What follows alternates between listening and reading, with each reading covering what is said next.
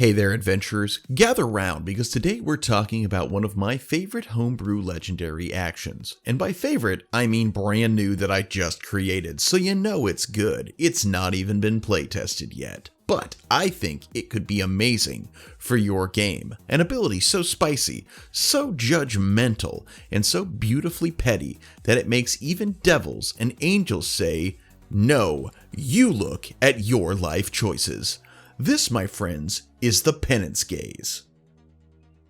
Now, a little backstory. The other day, I was listening to music in my car because I'm cool like that, and the Nightcore version of Angel Eyes came on. And for some reason, while listening to the chorus, look into his angel eyes, my mind went to the film and comics Ghost Rider, specifically the Penance Stare.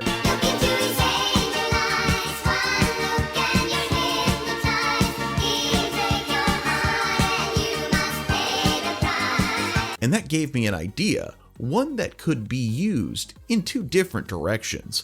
And, not to be derivative, but I call it the Penance Gaze. But instead of Nicolas Cage staring into the very depths of your soul, we're using this to utilize alignment damage. Yes, alignment finally matters. Your chaotic neutral bard is about to regret every bar fight they've ever started. Or will they? Well, let's take a look. So here's the setup. You've got a powerful enemy, celestial, fiendish, or whatever cosmic middle manager of morality you want to unleash on your party. And as a legendary action, once per round, on a recharge of 5 or 6, they unleash the Penance Gaze. Now, you can scale this to your encounter, but the way it works is one creature they can see gets hit with XDX psychic damage, and then has to make a DCX wisdom save or become frightened until the end of their next turn. Fail the save, you're scared and you take full damage. Succeed, half damage, no fear, and you still have to explain to the cleric why your aura smells like shame.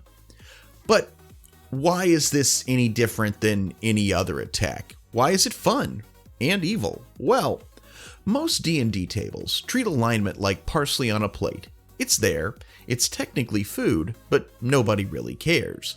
The Penance Gaze fixes that, because now alignment affects damage dramatically. Now there are two versions of the Penance Gaze, but let's start with the Fiendish version. So the Fiendish version is the demonic judgment that punishes goody two-shoes and lawful tryhards, your standard, paladins of the party. The multipliers here, lawful good, you take double damage. Neutral good or lawful neutral, 1.5. True neutral takes half, just because, you aren't really picking a side. Chaotic neutral and neutral evil take 3/4 damage. Lawful evil or chaotic good, you're going to take normal damage. Chaotic evil, no effect at all. You are this fiend's bread and butter. Also, if it's, say, a construct or someone under the effect of a Mind Blade spell, they automatically succeed with no damage. This means your lawful good paladin is taking double damage, and honestly, the fiend's not wrong. Somebody had to humble them eventually. But there is also the celestial version, the holy version that punishes evildoers, chaotic gremlins, and anyone who thinks stealing bread is character development.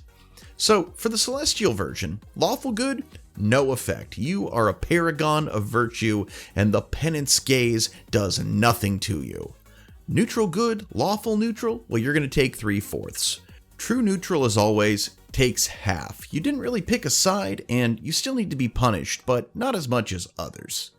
Chaotic neutral and neutral evil, well, you're going to take 1.5.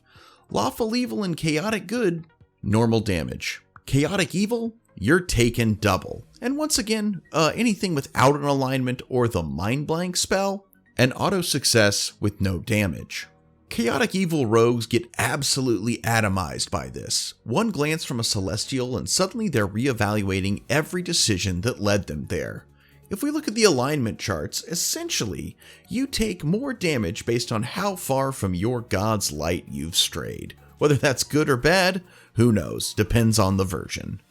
So how does this impact the gameplay? Well, This legendary action adds 3 beautiful things to your game. 1. Alignment finally matters. Players who said, "I'm chaotic neutral because it's funny," are about to realize maybe it's not. It creates tactical tension. The lawful good paladin might start begging the neutral evil warlock to tank hits for them. The party dynamic becomes, okay, who does the monster hate most? And 3, it lets villains be judgmental in a fun way. A fiend can monologue like, "Your lawful goodness is a stain upon my vision," while a celestial can float dramatically and say, "You are wicked, and I am done pretending otherwise." Now tell me that isn't delicious. But I know, you want to see it in action. Well, picture this. The party faces the archfiend of ashen truths. The eyes ignite, 2 burning spirals of flame, and it locks on the cleric. "Confess, mortal, and burn." The cleric fails the wisdom save. The damage? Double. The cleric, "But I worship a good god." The fiend, "Exactly." Cut to the rogue. "Man, thank goodness I'm neutral evil. I only take 3/4 damage. I knew paying those orphans to lie for me would help someday." So if you want a legendary action that feels cinematic, adds moral tension, rewards roleplay, and punishes bad or good behavior, then the Penance Gaze is perfect. It's flavorful, it's thematic, and best of all, it lets your villains weaponize the party's personality traits.